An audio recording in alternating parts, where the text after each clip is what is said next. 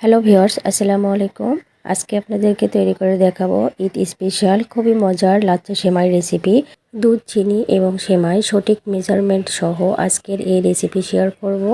তো যারা নতুন তারা কিন্তু এইভাবে একবার ট্রাই করবেন, দেখবেন আপনাদের সেমাই কিন্তু একদম পারফেক্ট হবে। তো সেমাই রান্না করার জন্য এখানে একটা প্যানে নিয়ে নিচ্ছি 1 টেবিল চামচ পরিমাণ ঘি, হাফ টেবিল চামচ পরিমাণ দিয়ে দিচ্ছি কিশমিশ, হাফ টেবিল চামচ পরিমাণ কাঠবাদাম কুচি আর হাফ টেবিল চামচ পরিমাণ দিলাম পেস্তা বাদাম কুচি। তো বাদামগুলোকে আমি ঘিয়ের সাথে কিছুক্ষণ ভেজে নেব। ভেজে নেওয়া হয়ে গেলে এখানে দিয়ে দিচ্ছি আমি 1.5 কাপ পরিমাণ লাচ্ছা সেমাই। তো সেমাইটা দেওয়ার পর সেমাইগুলোকে আমি কিছুক্ষণ ভেজে নিচ্ছি।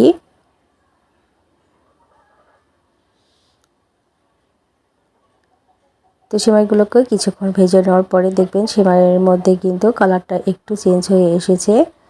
তো এই পর্যায়ে আমি এখানে দিয়ে দিচ্ছি 1 টেবিল চামচ পরিমাণ গুঁড়া দুধ। তো গুঁড়া দুধটা দিয়ে সেমাইয়ের সাথে ভালো করে মিশিয়ে নিচ্ছি। আর এখন কিন্তু চুলাটা বন্ধ করে সেমাইয়ের সাথে গুঁড়ো দুধটা মিশিয়ে নিতে হবে, তা না হলে কিন্তু দুধটা কিন্তু পুড়ে যাবে। তো সেমাইটা আমার ভাজা হয়ে গেছে, এখন আমি চুলা থেকে নামিয়ে নিচ্ছি। তো চুলা থেকে নামিয়ে নিয়ে একটা পাত্রে রেখে দিচ্ছি। রেখে দিয়ে সেমাইগুলোকে কিছুক্ষণ আমি ঠান্ডা করে নেব।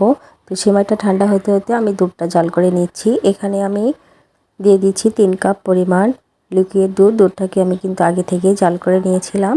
মিষ্টির জন্য এখানে আমি দিয়ে দিচ্ছি 1/3 কাপ পরিমাণ চিনি। তো 2টা আমি সাদা এলাচ, একটা দারচিনি আর একটা তেজপাতা দিয়ে দিলাম। আর দিয়ে দিচ্ছি আমি 2 টেবিল চামচ পরিমাণ গুঁড়া দুধ। এতে করে দুধটা কিন্তু খুবই ঘন হবে আর খেতেও ভালো লাগবে। তো দুধটাকে আমি কিছুক্ষণ জাল করে নেব। তো কিছুক্ষণ জাল করার পরে দেখবেন দুধের মধ্যে বলক চলে আসবে আর দুধটা কিন্তু একটু ঘন হয়ে আসবে।